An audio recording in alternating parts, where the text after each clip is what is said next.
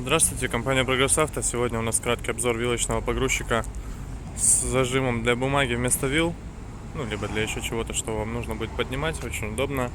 Вилочник ТСМ, 3 тонны грузоподъемность у него, топливо, бензин. Соответственно, вилочник очень удобный, небольшой, но при этом очень мощный. И зажим будет, я думаю, по вкусу тем, кому как раз есть потребность в подъеме бочек, либо опять же рулонов каких-то и так далее. Все это очень удобно будет подниматься, потому что каретка полностью крутится на все 360 градусов, то есть можно развернуть ее, прямо крутить бесконечно, и она крутится просто на валу, на шестерне вокруг своей оси без проблем. Собственно, вот так она выглядит. Ширина захвата достаточно большая, в районе 1,5 метров, то есть по диаметру можно что-то обхватить тоже достаточно большое. Резиночки на краях, дабы ничего не подминалось, и все можно было аккуратно взять. Состояние вилочника хорошее, как видно.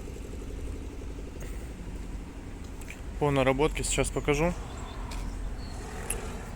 Наработка 1398 моточасов.